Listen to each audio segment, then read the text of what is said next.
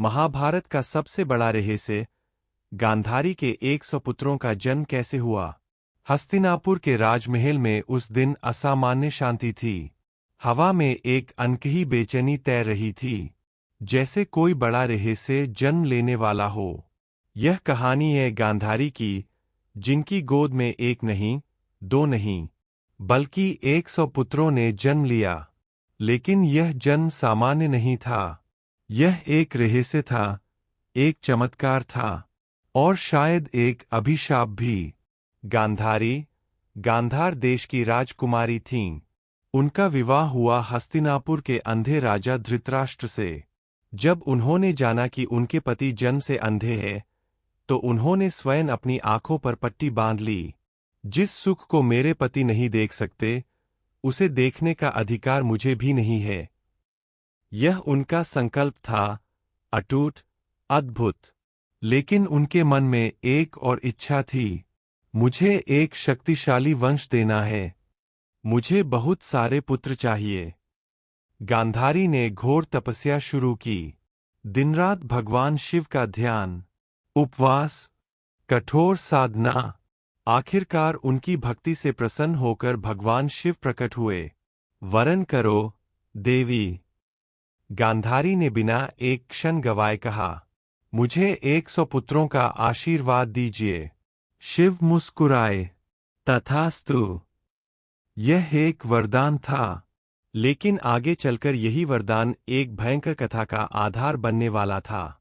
समय बीतता गया। उसी दौरान कुंती को एक एक कर पुत्र प्राप्त होने लगे। महल में खुशियां गूंजने लगीं।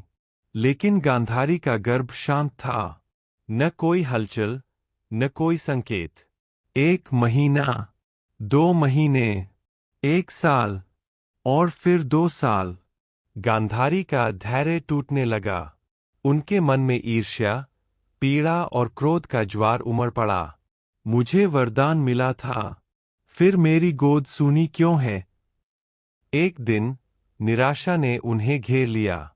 उन्होंने अपने पेट पर जोर से प्रहार कर दिया, और उसी क्षण उनके गर्भ से एक भयानक, कठोर मांस का लोथला बाहर आया। गांधारी स्तब्ध रह गईं। क्या यही मेरा भाग्य है? क्या यही मेरा वरदान था? उनकी आंखों से आंसू बहने लगे। उसी समय वहां प्रकट हुए महर्षि वेदव्यास। उन्होंने उस मांस के लोथरे को देखा और शांत स्वर में कहा, गांधारी, निराश मत हो। यह तुम्हारे 100 पुत्रों का बीज है। गांधारी ने आश्चर्य से उनकी ओर देखा। लेकिन यह कैसे संभव है? वेदव्यास मुस्कुराए। महर्षि ने उस मांस के लोथरे को 100 छोटे छोटे टुकड़ों में विभाजित किया। हर टुकड़े को उन्होंने घी से भरे एक एक मटके, घड़े में रख दिया। फिर बोले, इन घड़ों को 2 वर्षों तक सुरक्षित रखो। समय आने पर तुम्हारे पुत्र जन्म लेंगे। एक अतिरिक्त टुकड़ा भी बचा, जिससे एक कन्या का जन्म होना था। 2 वर्ष बीत गए। महल में फिर वही बेचैनी, वही रहस्य। और फिर एक घड़ा फूटा। उससे एक बालक बाहर आया। वह था दुर्योधन।